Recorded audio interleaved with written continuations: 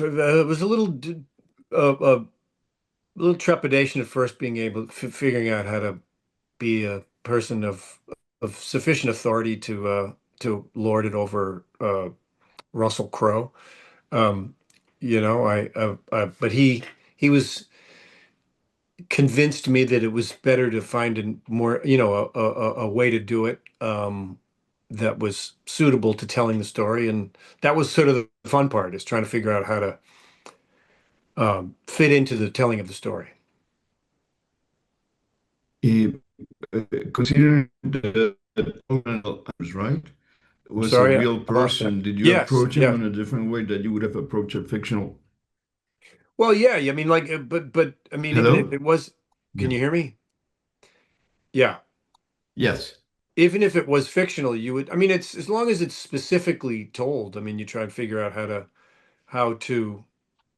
how to make a fully rounded person. In this case, yes, there was a responsibility to the actual person, and he had written his own book, and the combination of the book on which the script is based, and the script, and that book, and then you pick the elements of the personality that fit in the story. Obviously, it's not about this guy, and so some of the stuff had to be left to the side, and some had to be used. The Nuremberg trials, where they made history because it was the first time that international tribunal was judging people Yeah. responsible for genocide. Could you comment on the importance of that historical event? Obviously, it was important to put these people on trial for what they did. But in choosing to make this movie, um, I think it was not lost on all of us, the relevance to what's happening in the world today, and sadly the potential for relevance into the future. Um, so yeah, I mean the parallels are fairly uh, obvious, and so I'm doubly glad to be in it for that reason. How important is it for you as an actor to keep it to keep your career surprising people? I mean, jumping from one type of character to another, Yeah. to keep it fresh in a way, I guess.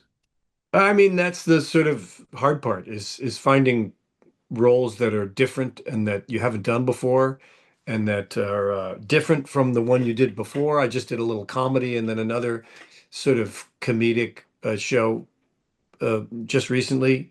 So it's, yeah, that's the variety. I mean, the variety is the reason I chose this life, is to be able to hopefully go back and forth, and you learn something from each one.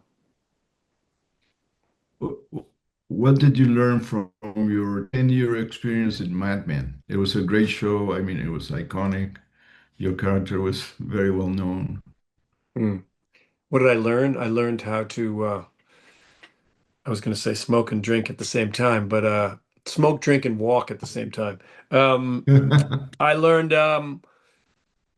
yeah, I mean, I'll tell you what I learned is the value of good material, because that material was about as good as I've ever come across, and it does about 93% of the work for you.